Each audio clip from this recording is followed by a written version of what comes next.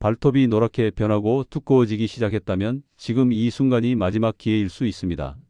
제 이웃 할머니는 30년 넘게 이 문제로 고생하셨는데 지금은 완전히 달라지셨거든요.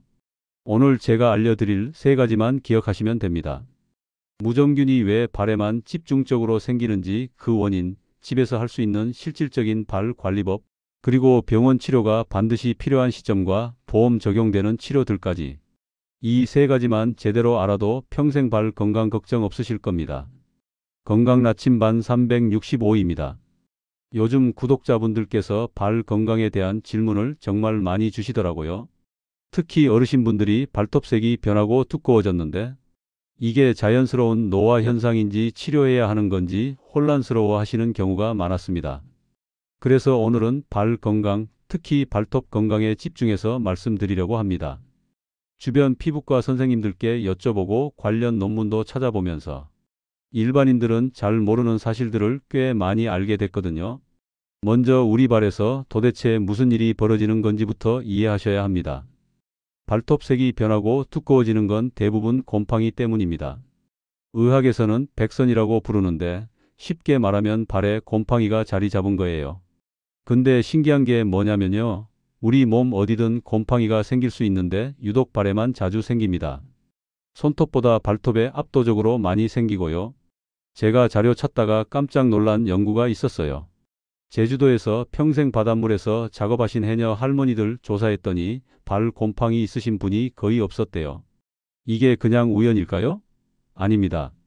첫 번째 이유는 환경입니다.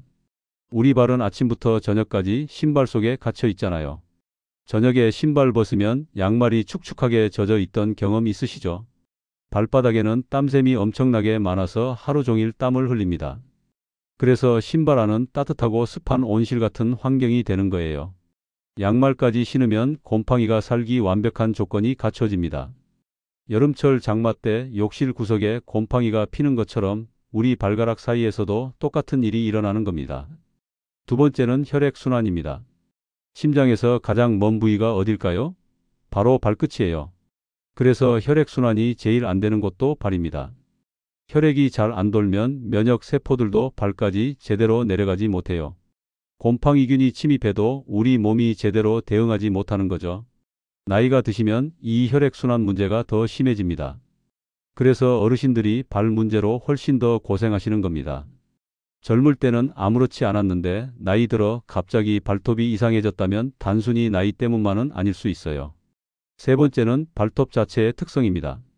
손톱은 한 달에 꽤 빠르게 자라는데 발톱은 그 절반 정도 속도로 자랍니다.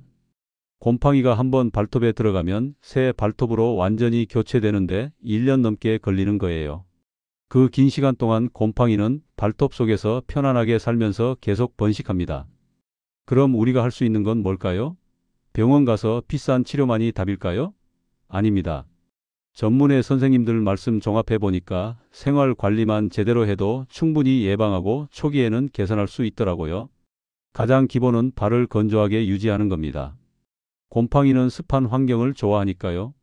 샤워하고 나서 발 닦을 때 대충 닦지 마시고 발가락 사이사이까지 꼼꼼하게 닦아주세요. 특히 넷째 발가락하고 새끼발가락 사이는 정말 잘 안 마르거든요. 어떤 분들은 샤워 후에 드라이어 찬바람으로 발을 말린다고 하시더라고요. 처음엔 좀 번거로워 보이지만 막상 해보면 발이 정말 보송보송해지고 기분도 좋습니다. 특히 무더운 여름이나 운동 후에는 이렇게 완전히 말려주는 게 정말 중요해요. 양말 선택도 생각보다 중요합니다. 요즘 많이 신는 폴리에스터 양말보다는 면 양말이 훨씬 낫습니다. 면은 땀을 흡수해 주거든요.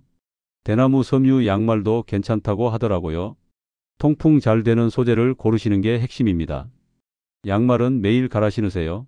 어떤 분들은 이틀 정도 같은 양말 신으시는데 이미 곰팡이균이 묻어있는 양말을 다시 신는 건 발 건강에 정말 안 좋습니다. 신발도 마찬가지예요. 같은 신발을 매일 신지 마시고 최소한 이틀에 한 번씩은 바꿔 신으세요. 신발도 숨을 쉬어야 합니다. 하루 신은 신발은 통풍 잘 되는 곳에 두고 완전히 말려주셔야 해요. 여기서 제가 정말 신기했던 걸 하나 말씀드릴게요. 소금물이 발 건강에 엄청 좋다는 연구 결과들이 많더라고요. 아까 말씀드린 제주도 해녀 할머니 이야기 기억나시죠? 소금물에는 특별한 효과가 있습니다.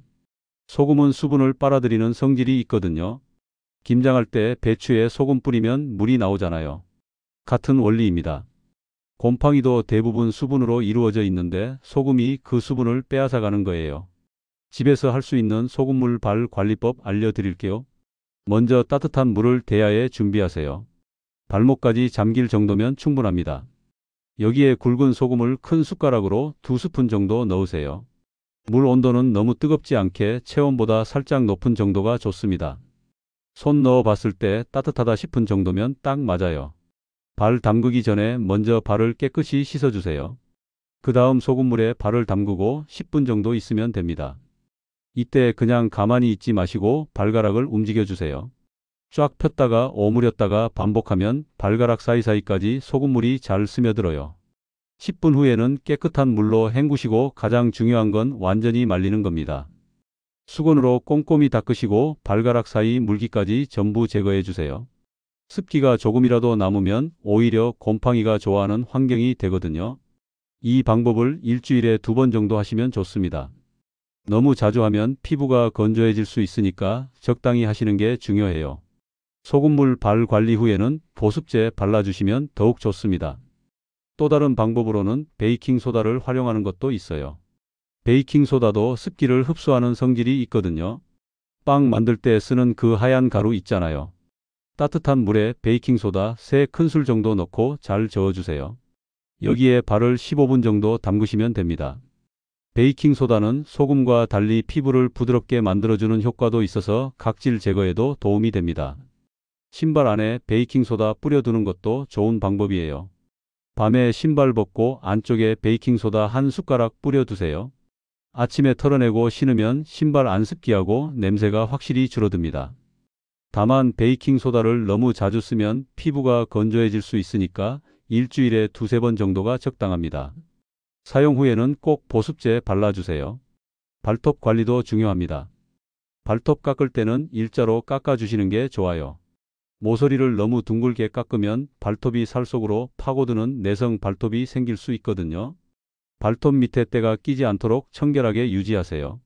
발톱이 길면 발톱 밑에 세균이 숨어 있을 수 있으니까 너무 길게 기르지 마시고 적당한 길이로 유지하시는 게 좋습니다. 여기까지가 예방하고 초기에 관리하는 방법이고요. 이미 발톱이 많이 변했다면 이야기가 좀 달라집니다. 특히 발톱이 노랗거나 갈색으로 변했고 두꺼워져서 손톱깎이로 자르기도 어려우며 발톱 모양이 변형됐다면 전문적인 치료가 필요할 수 있어요. 당뇨 있으신 분들은 특히 조심하셔야 합니다. 당뇨가 있으면 상처가 잘 안 낫고 감염이 쉽게 퍼지거든요. 작은 발 문제도 큰 합병증으로 이어질 수 있어요. 그래서 당뇨 환자분들은 발에 조금이라도 이상 생기면 바로 병원 가시는 게 안전합니다.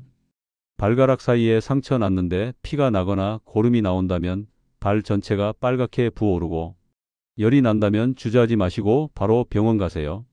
이미 2차 세균 감염이나 다른 합병증이 생겼을 가능성이 있습니다. 병원에서는 어떤 치료를 받을 수 있을까요? 크게 3가지 방법이 있습니다. 먹는 약, 바르는 약, 그리고 레이저 치료예요. 먹는 약은 효과가 가장 확실합니다. 터비나핀이나 이트라코나졸 같은 약들인데 건강보험이 적용돼서 비용 부담이 크지 않아요. 다만 간에 부담을 줄 수 있어서 정기적으로 간 검사를 받아야 합니다.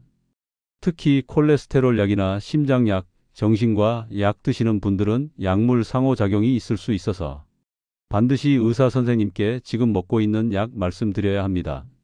술 자주 드시는 분들도 간에 무리가 갈 수 있으니 주의하셔야 해요. 바르는 약도 있습니다. 주블리아나 로세릴 같은 약들인데요. 효과는 주블리아가 더 좋지만 가격이 좀 비쌉니다. 로세릴은 건강보험이 적용돼서 거의 전액 처리되고요. 실비보험 있으시면 주블리아 쓰시는 게 좋고 그렇지 않으면 로세릴도 충분히 효과적입니다. 주블리아는 매일 발라야 하고 로세릴은 일주일에 한 번만 바르면 됩니다. 편의성 면에서는 로세릴이 낫죠. 다만 두 제품 모두 최소 6개월에서 1년은 꾸준히 발라야 효과를 볼 수 있어요. 중간에 좀 나아진 것 같다고 멈추시면 안 됩니다. 레이저 치료도 요즘 많이 받으십니다. 열이나 빛으로 곰팡이균을 죽이는 원리인데요. 실비보험 적용이 가능하고 가격은 평균 5만 원 내외입니다. 약간 따끈한 느낌이 있을 수 있지만 통증이 심하진 않아요. 여기서 중요한 건 치료 방법이 어떤 거든 최소 몇 개월은 꾸준히 해야 한다는 겁니다. 발톱이 완전히 새로 자라려면 시간이 오래 걸리거든요. 한두 달 하고 포기하시는 분들이 많은데 그러면 다시 재발합니다. 치료 중에도 생활 관리를 병행하셔야 합니다. 약을 먹거나 바르면서도 발을 항상 건조하게 유지하시고 양말하고 신발도 청결하게 관리하셔야 재발을 막을 수 있어요. 가족 중에 발 곰팡이 있는 분이 계시다면 전염 예방도 중요합니다. 슬리퍼를 따로 쓰시고 수건도 공유하지 마세요. 욕실 발매트도 자주 세탁하셔야 합니다. 같은 공간에서 생활하다 보면 바닥에 떨어진 균이 다른 가족에게 옮겨갈 수 있거든요. 특히 어린 손주들 있으시다면 더욱 조심하셔야 합니다. 아이들은 면역력이 약해서 쉽게 감염될 수 있고 한번 걸리면 평생 재발할 가능성이 높거든요.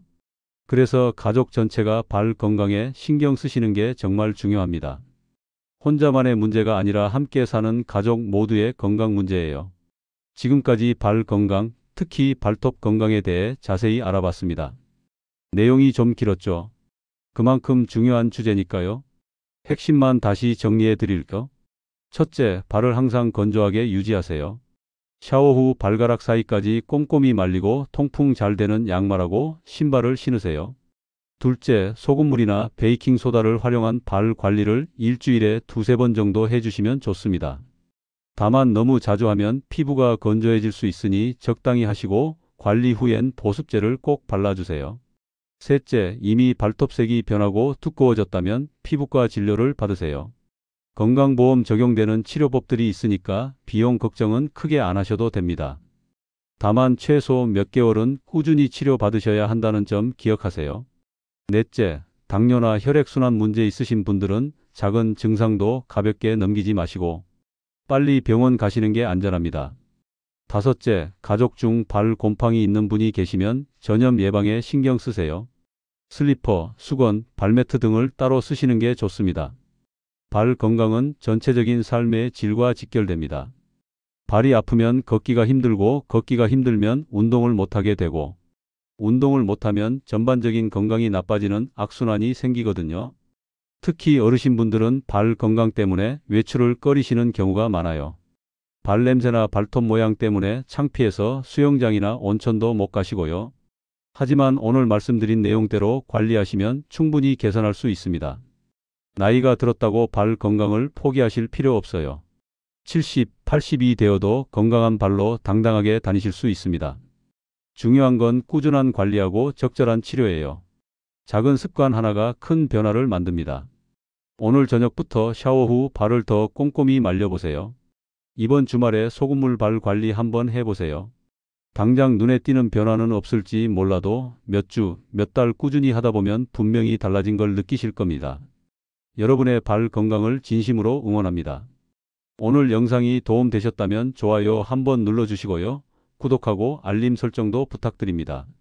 그리고 댓글로 여러분의 경험을 나눠주세요. 발 건강 때문에 고민하고 계신 분들, 어떤 방법으로 관리하고 계신지, 병원 치료는 어떻게 받으셨는지 댓글로 공유해 주시면 다른 분들께도 큰 도움이 될 거예요. 궁금하신 점 있으시면 댓글로 남겨주시고요. 다음 영상 주제 추천도 환영합니다. 건강 나침반 365는 여러분의 건강한 일상을 위해 계속 유익한 정보를 가져올게요. 오늘도 건강하고 행복한 하루 보내시길 바랍니다. 감사합니다.